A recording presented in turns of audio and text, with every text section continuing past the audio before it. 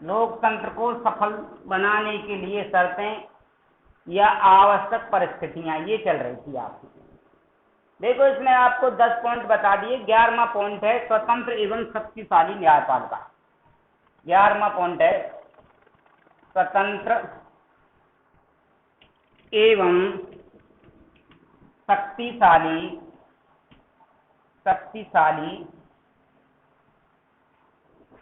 न्यायपालिका।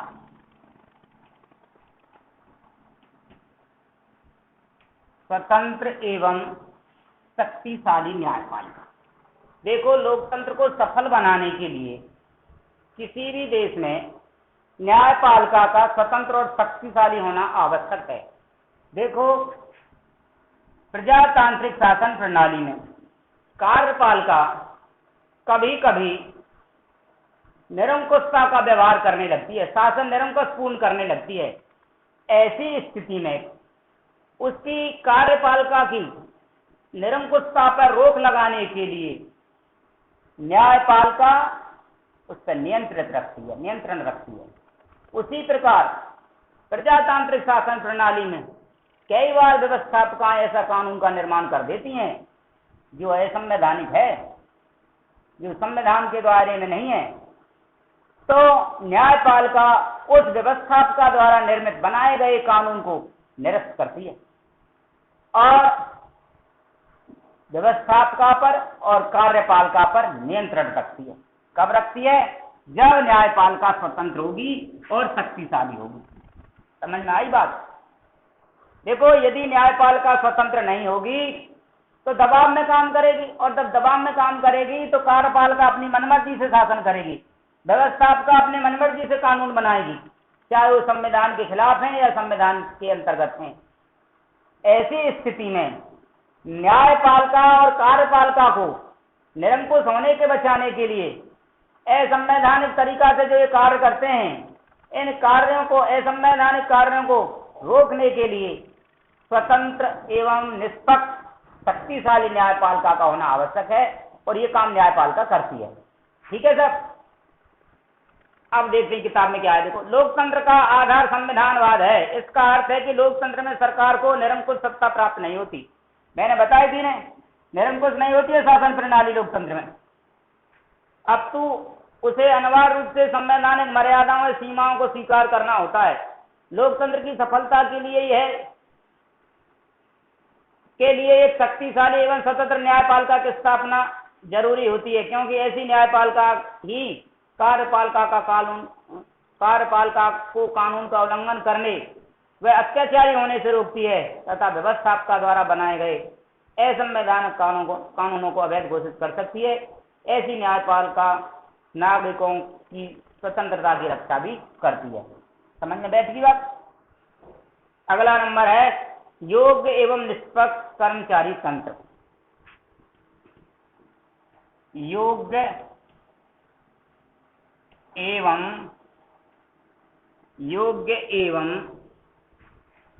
निष्पक्ष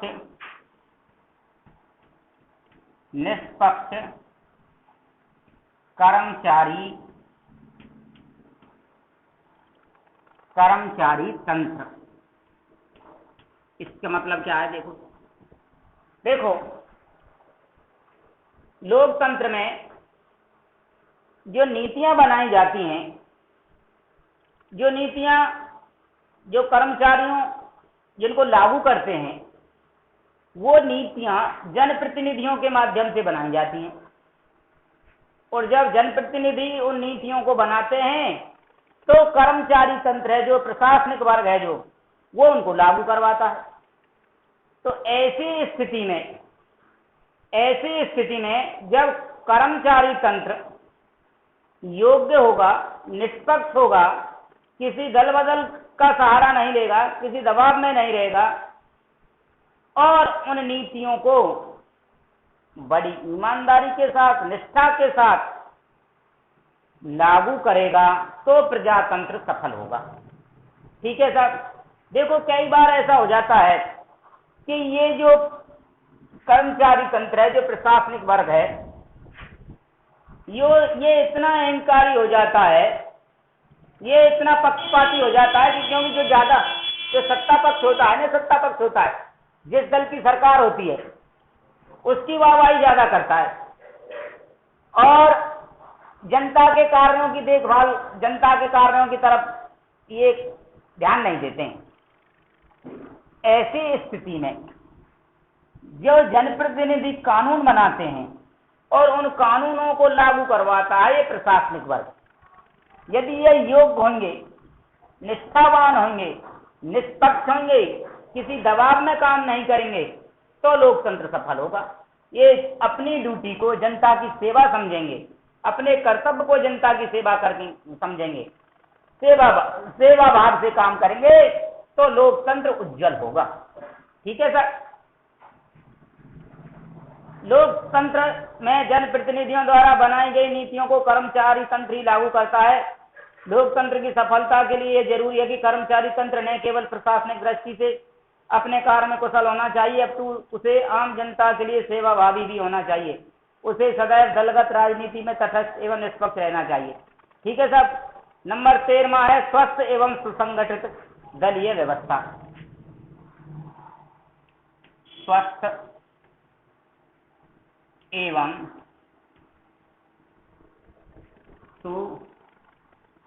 सुसंगठित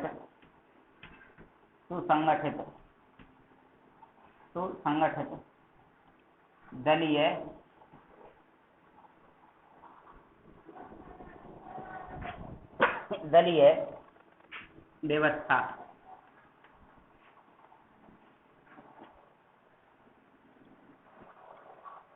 स्वस्थ एवं सुसंगठित दलीय व्यवस्था।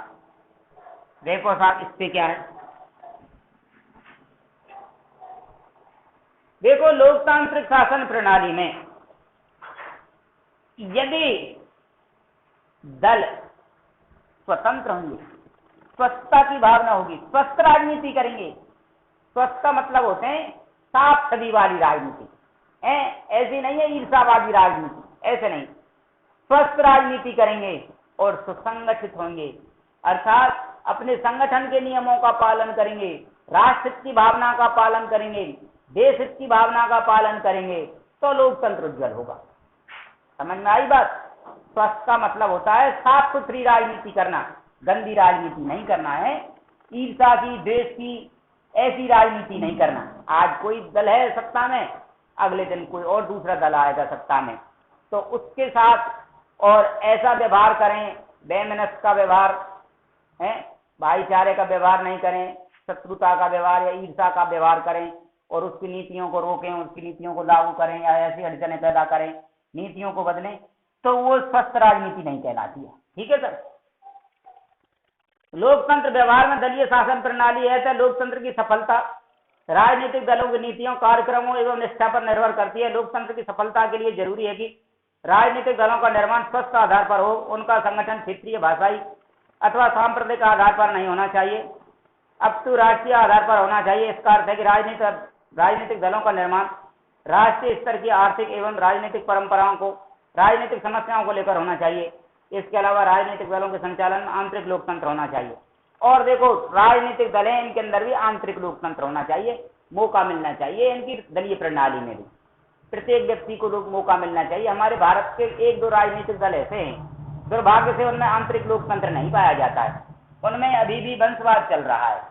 वंशवाद नहीं होना चाहिए, आंतरिक लोकतंत्र होना चाहिए, दूसरे लोगों को भी मौका मिलना चाहिए। ठीक है, सबकी आवाज सुनी जानी चाहिए, सबकी आवाज को, सबकी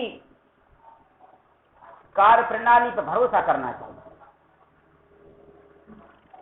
जो भी उसके पार्टी के सदस्य हैं, जिस दल के सदस्य हैं, उन सब की आवाज सुनी जाए, उनका सम्मान किया जाए, ये कहलाता है लोकतंत्र। और उनकी आवाज नहीं सुनना, उनसे नहीं पूछना, किसी एक ही व्यक्ति, उसी का परिवार और उसी के अनुसार चलना, उसी की नीतियों पर चलना, ये कहता है वंशवाद। ऐसा नहीं होना चाहिए प्रजातंत्र में। ठीक है, हमारे भारत देश में 1-2 राजनीतिक दल ऐसे हैं जहां आंतरिक लोकतंत्र नहीं है, वंशवाद है आज भी, तो ये उसके लिए बड़ा नुकसानदायक है प्रजातंत्र के लिए। और देखो जो राजनीतिक दल बनते हैं तो राजनीतिक दल बनते हैं किसी मुद्दा को कोई मुद्दा उठाते हैं और वो मुद्दा होना चाहिए राष्ट्रीय स्तर का, राज्य स्तर का नहीं होना चाहिए। कैसा होना चाहिए? राष्ट्रीय स्तर का। जैसे ये राजनीतिक दल का निर्माण हुआ था 2011-12 में, आम आदमी पार्टी बनी थी जो दिल्ली में है आज अरविंद केजरीवाल की। अन्ना हजारे ने आंदोलन किया था जन लोकपाल विधेयक के बारे में, और फिर उसके बाद उसके कुछ अन्ना के पार्टी के कुछ सदस्यों ने फिर एक पार्टी बना ली, आम आदमी पार्टी। तो वो राष्ट्रीय हित था, किसी राज्य का हित नहीं था, पूरे भारत का ही मामला था कि जन लोकपाल विधेयक लेकर के आओ, जवाबदेही बनाओ साहब कर्मचारियों की, नेताओं की, जो मंत्री हैं बैठे हैं, जो मिनिस्टर हैं, जो इनकी जवाबदेही बनाओ साहब। कौन काम कैसे कर रहा है, कितना इनको वेतन मिल रहा है, कितना ये घोटाला कर रहे हैं, सबकी जांच होनी चाहिए। और जो चाहेगा जांच, जो कभी भी इनकी जांच करवाएगा। और देखो कई बार ऐसा होता है, ये राजनीतिक दल है, इनके सदस्य आपस में बदलते रहते हैं। जैसे अपने राजस्थान में भी देखा आपने, कुछ सदस्य दल बदलना चाह रहे थे, फिर जैसे तैसे रुक गए। एमपी में तो बदल ही दिया लोगों ने, पहले वो कांग्रेस पार्टी के सदस्य थे और कांग्रेस पार्टी के सदस्य होने के साथ साथ उन्होंने चुनाव लड़ा, कांग्रेस की नीतियों पर लड़ा। चुनाव में जनता ने तो भरोसा किया, अब की बार हम कांग्रेस पर भरोसा कर रहे हैं, और फिर कुछ दिनों बाद ही वो कांग्रेस पार्टी को छोड़ करके और भाजपा में शामिल हो गए और उन्होंने सरकार बना ली। तो बताओ, जनता ने तो उन पार्टी के सदस्यों पर, जो पार्टी ने वादा किया थी, उन वादों पर भरोसा करके और कांग्रेस पार्टी को चुना, उन लोगों को चुना जो कांग्रेस के टिकट से, कांग्रेस के नाम से जीत करके आए थे। उन्होंने वादे किए थे कांग्रेस पार्टी ने, और जब बात आई उनको पूरा करने की तो वो फिर अपने वादों से हट गए और दूसरे दल में जाकर के शामिल हो गए। ऐसा नहीं होना चाहिए, ये दल बदल की भावना नहीं होनी चाहिए। जनता का धैर्य टूट जाता है, फिर जनता जो धैर्य से काम ले रही है ना कि हमारा विकास होगा, हमारा विकास होगा, ये होगा, वो होगा, ये राजनीतिक पार्टी ठीक रहेगी, ये नहीं है ये ठीक रहेगी, फिर जनता ये सोचने लग जाती है तो सभी एक जैसे हैं, और फिर वो रुचि भी नहीं लेती है राजनीति में। ज़्यादा चुनावों के समय ज़्यादातर उदार बने रहते हैं, वो इसी वजह से बने रहते हैं कि दल बदलू बहुत ज़्यादा है राजनीतिक दलों में, राजनीतिक प्रणाली में। ठीक है सर। एक है, इससे अगला नंबर का है जो चौथा है, 14वां है, योग्य एवं निष्ठावान राजनेता। योग्य एवं निष्ठावान, योग्य एवं निष्ठावान राजनेता।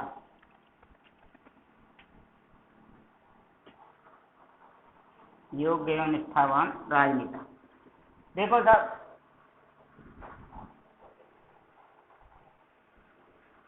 लोकतंत्र की सफलता के लिए योग्य, बुद्धिमान और निष्ठा वाले राजनीतिक होना बहुत जरूरी है। मामला क्या होता है, हमारे भारत जैसे देश में सभी नेता तो खैर योग्य नहीं हो सकते।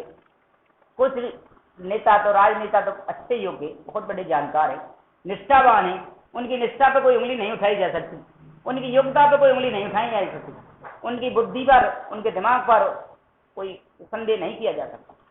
लेकिन कुछ राजनीतिक लोग ऐसे हैं जो योग्य भी नहीं है और बुद्धिमान भी नहीं है और निष्ठावान भी नहीं है।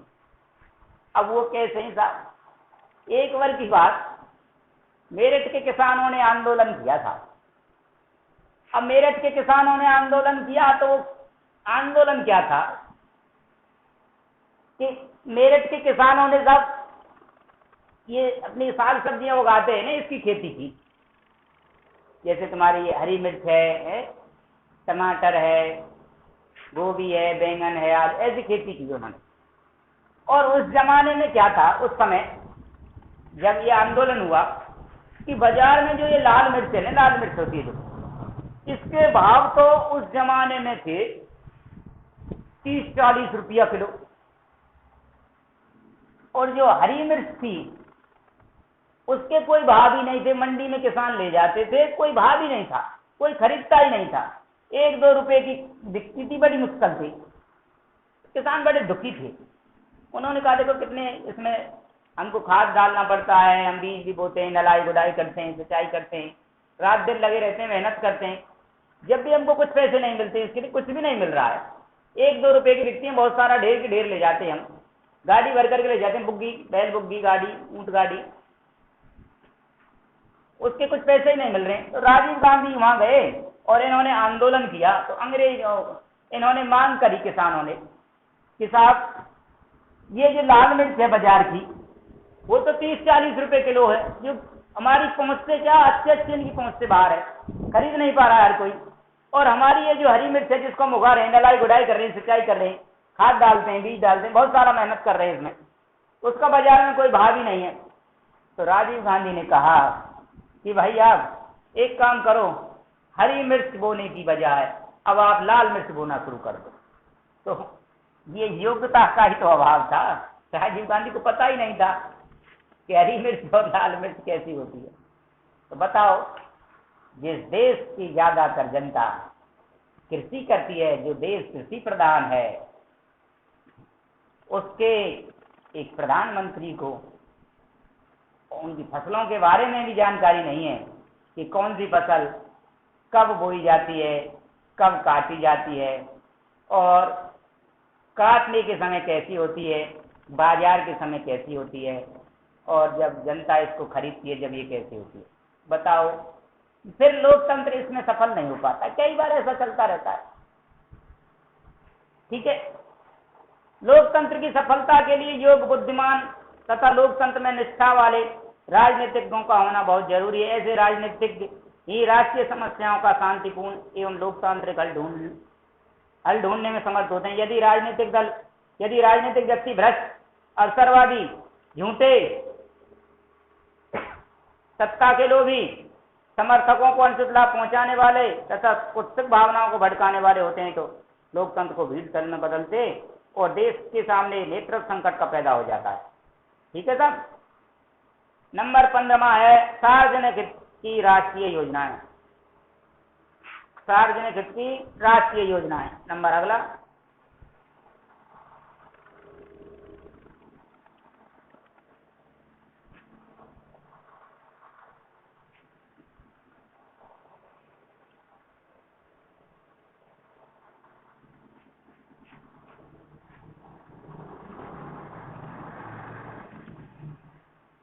सार्वजनिक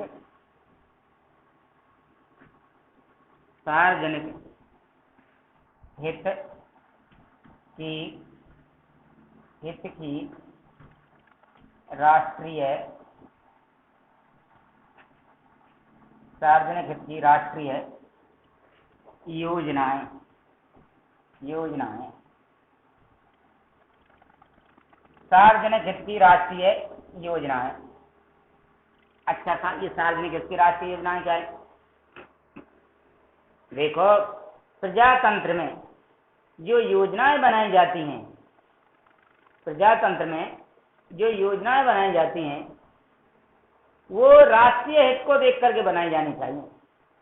जैसे कृषि के लिए कोई योजना बना रहे हैं या उद्योगों के लिए कोई योजना बना रहे हैं, तो उसका राष्ट्रीय हित होना चाहिए, पूरे देश के लिए ही होना चाहिए। ऐसा नहीं कि राजस्थान के लिए ये योजना है या बिहार के लिए ये योजना है, ऐसा नहीं होना चाहिए। जो योजनाएं बनाई जाती हैं, चाहे कृषि के लिए है, चाहे उद्योगों के लिए है, चाहे श्रमिकों के हित में है, कैसे भी है, वो राष्ट्रीय हित में होनी चाहिए, जब लोकतंत्र सफल होगा।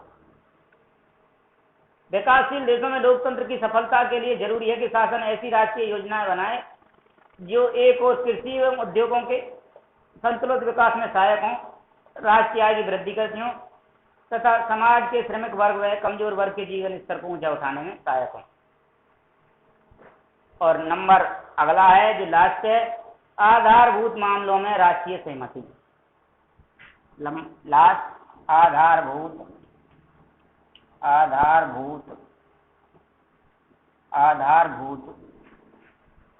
मामलों में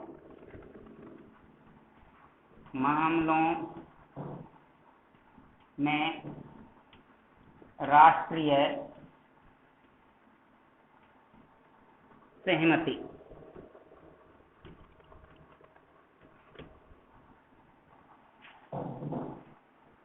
राष्ट्रीय सहमति।